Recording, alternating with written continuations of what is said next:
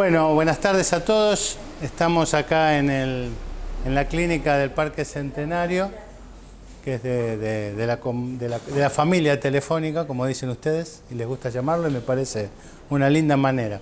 Y siguiendo el ciclo de charlas de medicina preventiva, hoy convocamos al equipo de medicina familiar del Sanatorio Güemes para hablar de un tema realmente importante. Yo le contaba recién a las colegas que yo tengo 45 años de médico, era de la época que fumábamos en todos lados. Por suerte dejé de fumar ya hace unos cuantos años.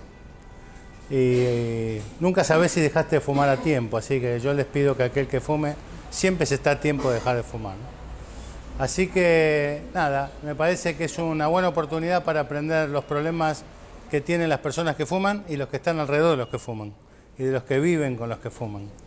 Así que, bueno, los dejo con las colegas, que el servicio de medicina familiar que está a cargo del doctor Julio Matz. Nada, y si uno de acá o de los que nos están escuchando en el interior del país, uno solo deja de fumar, creo que hemos logrado el objetivo que buscábamos. Así que bueno, las dejo, doctoras, adelante. Gracias. Bueno, hola a todos. Yo soy Verónica, Ayelén, Florencia y Angie.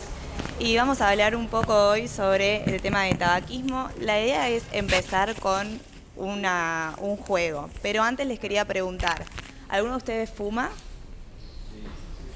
Bueno, por acá hay varios que me dicen que sí. Bien. ¿Conocen gente que fume? También. ¿Y alguna vez tuvieron el deseo de dejar de fumar? Bueno, algunos sí, otros no. Perfecto. ¿Pudieron llevarlo a cabo o se les dificultó? Ahí me hacen caras como que está difícil. Bueno, vamos a hablar un poco de el tabaquismo entonces. Bueno, cuando deje el cigarrillo puedo subir de peso. ¿Qué opinan? ¿Esto es sí o no? ¿Verdadero o falso? Verdadero. Bien. Perfecto. Perfecto. Bueno, esto es verdadero, ¿sí? ¿Por qué? Porque primero, cuando dejamos de fumar se puede llegar a aumentar entre 2 a 4 kilos. ¿Por qué? Primero porque nos genera ansiedad el hecho de dejar un vicio, una adicción que teníamos y la intentamos suplentar con otra cosa.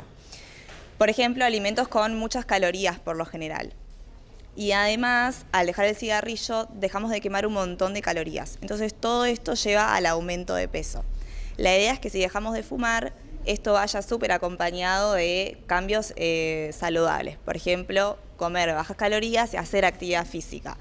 Porque, por más que logremos dejar de fumar, el hecho de subir peso también nos está poniendo en riesgo cardiovascular, riesgo para el corazón. Entonces van totalmente de la mano.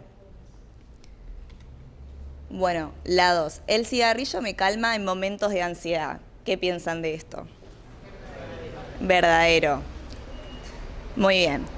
Bueno, ¿qué es lo que pasa? El cigarrillo tiene lo que es la nicotina, que es una sustancia que a nivel del cerebro actúa en un circuito de recompensa, generando la dopamina, que es una hormona que nos genera placer y felicidad. Entonces está directamente relacionado. Que yo fume me va a generar placer. Entonces, ¿cuál es el riesgo? Cuando dejo de fumar, estoy perdiendo esa estimulación constante. Entonces, la idea es que logremos encontrar ese estímulo en otras cosas que tenemos a mano en la vida. Por ejemplo, hacer actividad física, hacer alguna actividad que nos guste, ahí dice bailar, pero bueno, puede ser cualquier hábito que a vos te guste, digamos. Bueno, fumo 3 cigarrillos al día, no me hacen nada. ¿Qué piensan de esto? Falso. Muy bien. Por más que nosotros fumemos 20 cigarrillos por día y disminuyamos ese número a 3 o 5, está bien, es algo que es un proceso y es de a poco, pero no significa que si paso de 20 a 3 ya está, estoy exento del riesgo cardiovascular, ¿sí? De hecho, el riesgo de ACV fue mayor en las personas que seguían fumando y que incluso no tragaban el humo, porque a veces también se cree un poco que si fumo y no trago el humo, no tengo riesgo, cuando no es así. Entonces la realidad es que el riesgo de el riesgo de enfermedades va a disminuir realmente cuando dejemos de fumar por completo, no solo al disminuir la cantidad de cigarrillos. Bueno, y esto a modo para tener una visión de cómo son nuestros gastos. Nosotros buscamos en internet la realidad, capaz ustedes pueden decirnos realmente cuánto vale el paquete, porque nosotros encontramos que valía 2.200, pero sé que hay otras marcas que valen más. Ahí me hacen caras, así que lo confirmamos. Pero bueno, incluso con este precio que está más bien bajo, en una semana gastaríamos 15.400, en un mes 66.000 y en un año 803.000, lo cual es un montón de plata. Entonces consideramos que está bueno verlo así para saber cuánto estamos invirtiendo en el cigarrillo. Bueno, el único perjudicado soy yo. Falso. Bien. ¿Por qué? ¿Por qué se imaginan que puede ser? Perfecto. Bien, los fumadores pasivos también terminan siendo personas con riesgo de padecer las mismas enfermedades casi que quienes fuman, sobre todo los niños.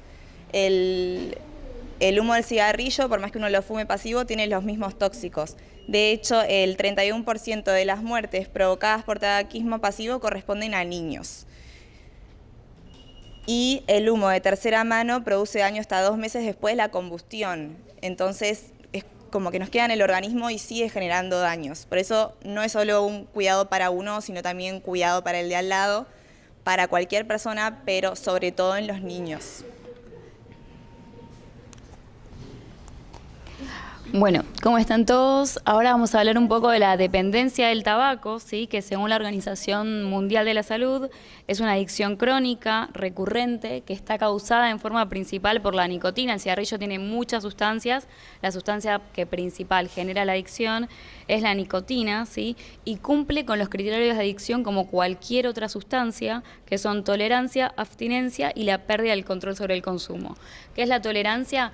Que a medida que el consumo aumenta y se prolonga en el tiempo, van a necesitar la persona fumadora mayor cantidad de esa sustancia para obtener los beneficios mínimos que obtenía al principio. Es decir, si al principio un cigarrillo, cuando lo fumaban en una situación de estrés, los calmaba, ahora van a necesitar 3. Si después de comer, porque está muy relacionado también con hábitos que aprende el cerebro, fumaban un cigarrillo, después van a querer fumar 3, después quieren en la cena, en el almuerzo.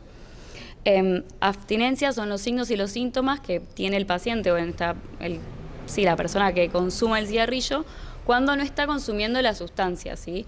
Que pueden ser taquicardia, sudoración, craving, que está definido como una necesidad imperiosa de fumar, esa necesidad, bueno, a ver, hay pacientes, por ejemplo, están internados y puedo salir a fumar porque es una necesidad terrible.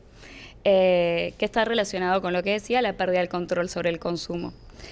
¿Cómo se puede reconocer esta dependencia? Hay algunas cosas en las que uno puede prestar atención para decir, bueno, tengo una dependencia alta, baja, y hay 3 que nos parecieron más importantes, que son necesidad urgente de fumar, sobre todo a la mañana o en los momentos de estrés.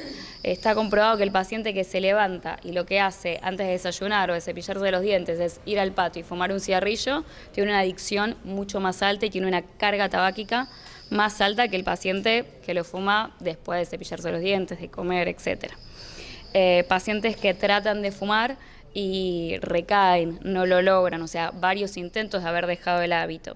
Y aquellos que tienen síntomas como ansiedad, irritabilidad o insomnio cuando se pasa mucho tiempo sin fumar, que eso está relacionado con lo que dije previamente, que son síntomas de abstinencia. ¿Cómo afecta a la salud de los pacientes? El tabaco causa enfermedades graves, como las que más se conocen son las más famosas, digamos, cáncer de pulmón, enfermedad cardiovascular como ACVs, infartos, el EPOC, que es la enfermedad pulmonar crónica, que dificulta la respiración del tabaquista, y también afecta, como decía mi compañera, a los que son fumadores de segunda línea y los de tercera línea. Tercera línea es aquel fumador que, por ejemplo, yo estoy fumando y les afecta a todos ustedes. Tercera línea es todo el tabaco que me quedó a mí, cuando incluso ya no estoy fumando, voy y saludo a mi sobrino, es el tercera línea. Todos esos productos que me quedan en la ropa y cargo a lo bebé los está respirando.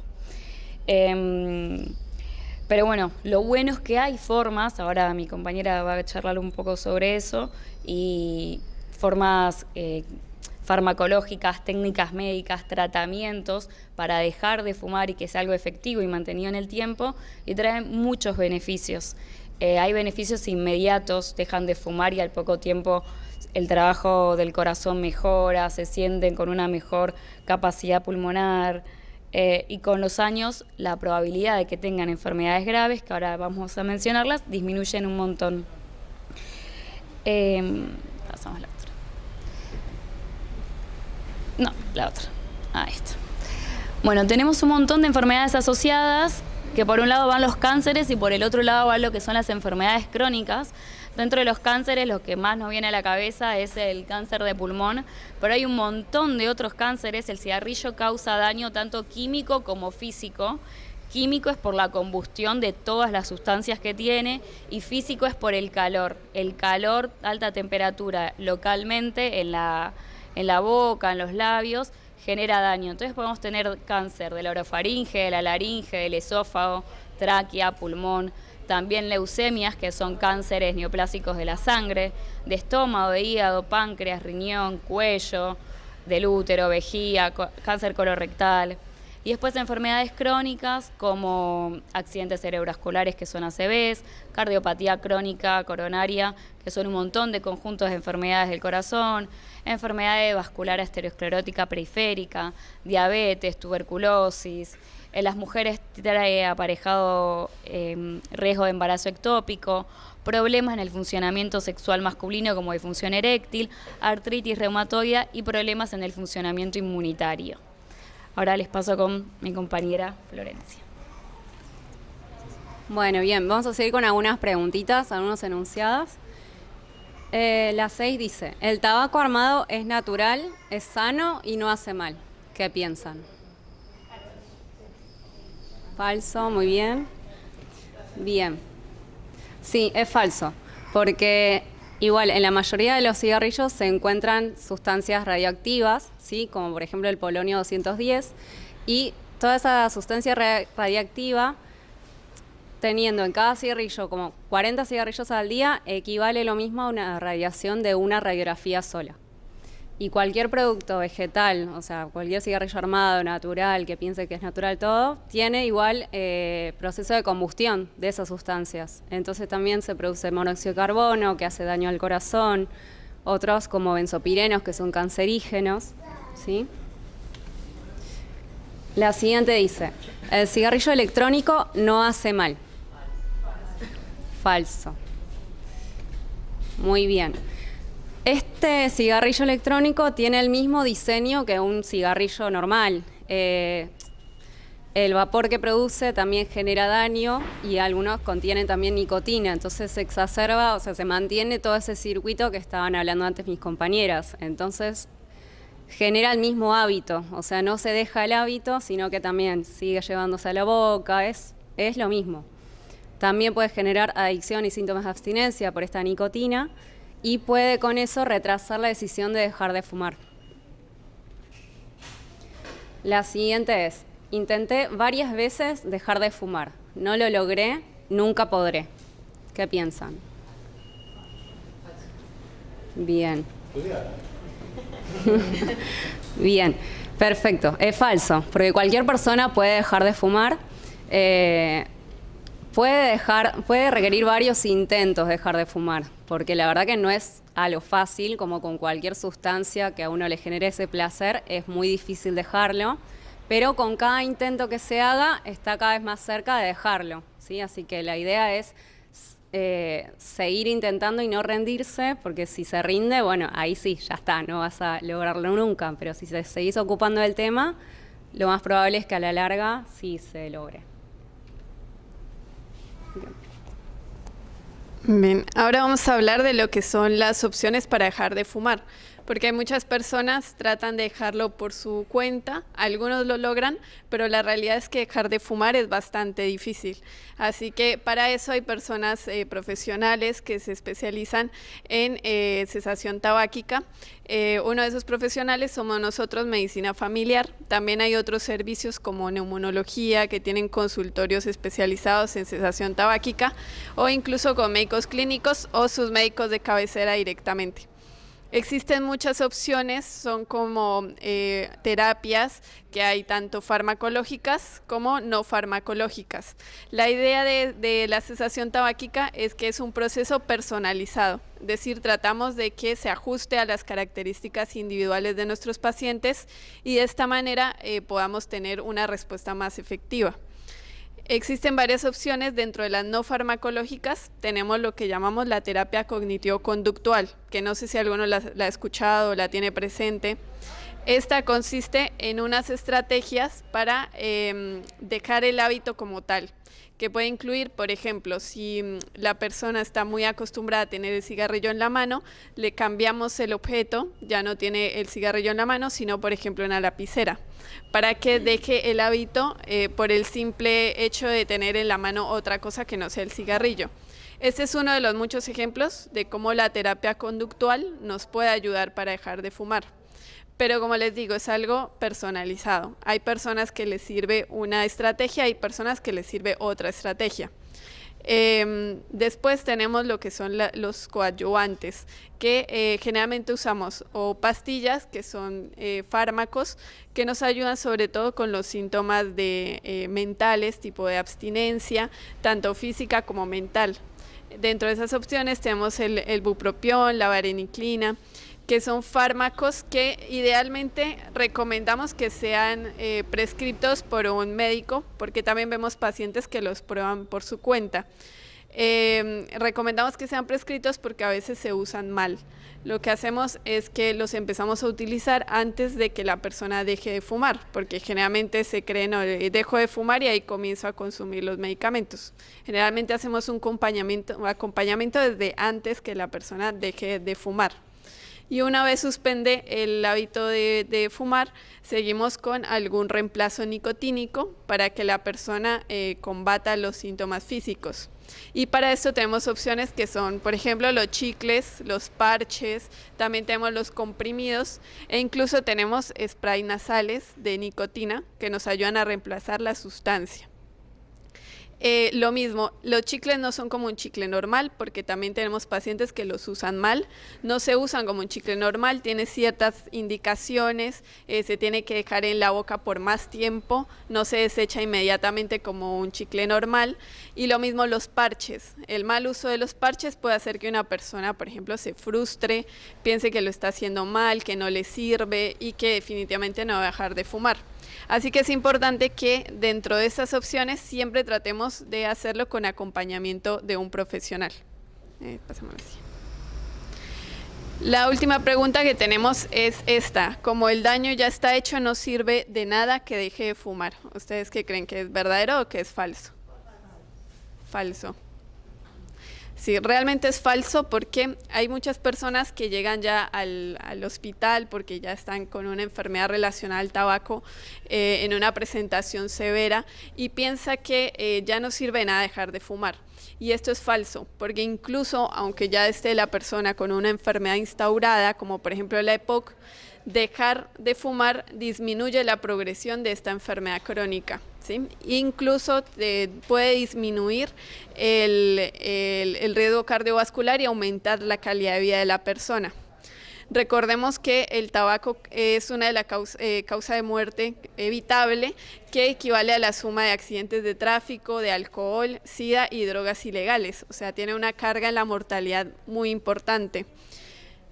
Hay pacientes también que nos hablan de otros beneficios, por ejemplo, que cuando dejan de fumar sienten más los olores, perciben más los sabores, por ejemplo, y esa es una ventaja. Incluso hay personas que nos dicen, bueno, a mí me da asco el olor a cigarrillo y desde que dejé de fumar fue un beneficio para mí entrar a todo lugar y estar libre del olor que me perseguía.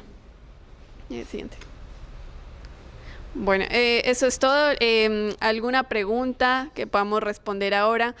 Bueno, y les recuerdo, eso sí, que hay profesionales que pueden ayudarlos, sobre todo pueden encontrar en nuestro servicio de medicina familiar profesionales que pueden ayudar a ustedes o a un familiar o conocido a dejar de fumar, y que no es una tarea imposible, es difícil, pero cuentan con acompañamiento por profesionales que saben del tema y que los pueden tratar y darles un acompañamiento personalizado. Muchas gracias.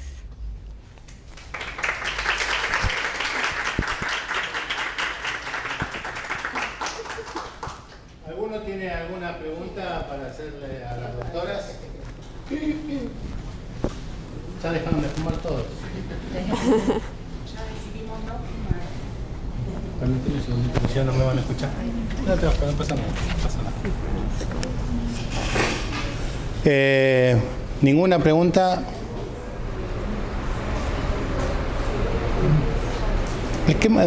¿Qué es específicamente el humo de primera mano, segunda mano y tercera mano?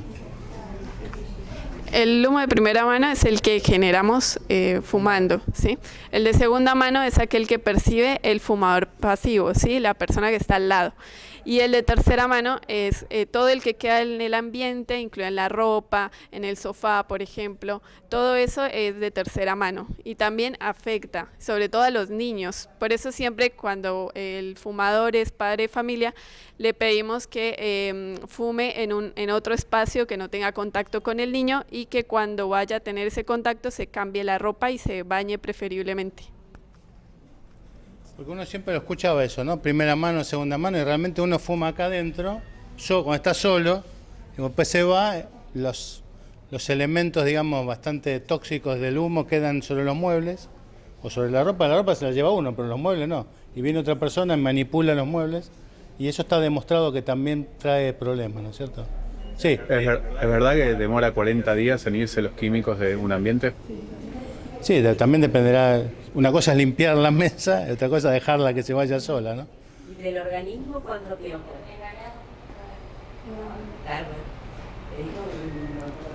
Pues en general, digamos que cuando fumas, Perdón. sí, inmediatamente fumas, bueno, ahí está el humo de primera mano, el que está al lado también tiene bueno, de segunda mano, y ahí comienzan los beneficios, incluso a la hora que dejas de fumar, ya comienzas a sentir como que va dejando el humo tu cuerpo, ¿sí? Y más o menos ya en 24 horas, ese humo que fumaste puede que no esté, pero está en tu ropa, en tu piel, ¿sí? Entonces, realmente hay beneficios a la hora incluso que dejas de fumar. Se comienza ya a ir el humo del cigarrillo. Sí, lo que hay que entender es que hay cambios estructurales en los bronquios particularmente para los fumadores, que eso a medida que pasan los años se hace más difícil volver hacia atrás. Igual siempre dejar de fumar es beneficioso. Tosa nomás, amiga. No, con los otros humos, los humos de asado, los humos de quema de cosas. Son malos, nadie se fuma un También son asado. malos como el de tabaco. No, claro que lo afecta. Sí, pero si usted pone la cabeza, le va a hacer mal igual, ¿eh? Claro, pero hay gente que vive, por ejemplo, al lado de un lugar donde se dedican a hacer asado para vender. Y tienen que estar bien ventilados. Si su pregunta es si es malo, claro que es malo. ¿Sí? Japón, por ejemplo, que es un país que consume todo ahumado, es el país que tiene mayor incidencia de cáncer de estómago, porque comen lo quemado, absorben esas toxinas, y así como acá, por ejemplo, hacemos, no sé, screening de cáncer de cuello de útero, screening de cáncer de mama, o sea, que es tratar de encontrar a la población con la enfermedad en un estadio temprano, ellos hacen screening de cáncer de cuello de estómago, que acá es impensado, o sea, no valdría la pena, digamos, pero a ese nivel todo humo es tóxico. ¿Qué más? Acá, una preguntita. Ahí planteaban en la presentación que no es que no hace mal el cigarrillo armado, pero no planteaba una diferencia concreta. Obviamente no hace bien, pero ¿hace menos mal que el otro o es lo mismo? Hace menos mal el nivel de los químicos. Como yo comentaba al principio, el cigarrillo tiene un daño químico por los químicos que tiene adentro que quema básicamente la combustión, y otro daño que es físico, por la combustión, el calor, ese daño es físico. Entonces, el cigarrillo se combustiona a la misma temperatura, sea un Parliament o sea uno armado. El daño físico es el mismo. El daño químico es un poco menor porque no tiene, por ejemplo, alquitrán, no tiene brea, que la brea que está en las calles es un compuesto de los cigarrillos de atado. Pero cualquier cosa que se combustione como tal genera daño. Exactamente. Pero no tiene filtro, es normal, así que también. ¿Y la pipa?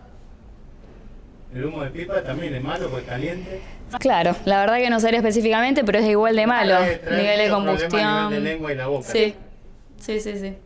Es verdad. Supuestamente la pipa no se aspira como el cigarrillo, pero entonces el humo queda más tiempo en la boca y eso genera, no sé si me está escuchando, pero no. Eso genera, el humo de pipa genera más riesgo de tener problemas tanto a nivel de la boca como de la lengua. O sea, el negocio es no fumar, va.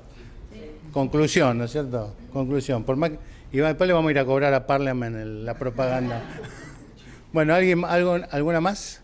Bueno, despedimos a la doctora sin muchas... perdón, señora. No, perdónalo. Los pulmones, ¿cómo se recuperan? En el sentido de que uno tiene la imagen que antes te mostré una foto. Así, de este color, sí, de este color, sí. Y un pulmón negro. ¿Se recupera o queda estable si uno deja de fumar? ¿Queda ahí o se recupera de alguna forma? Sí, hasta cierto punto es recuperable. Como les comentaba, hay enfermedades que ya hablan de una cronicidad, como la enfermedad pulmonar obstructiva crónica, que llamamos la EPOC.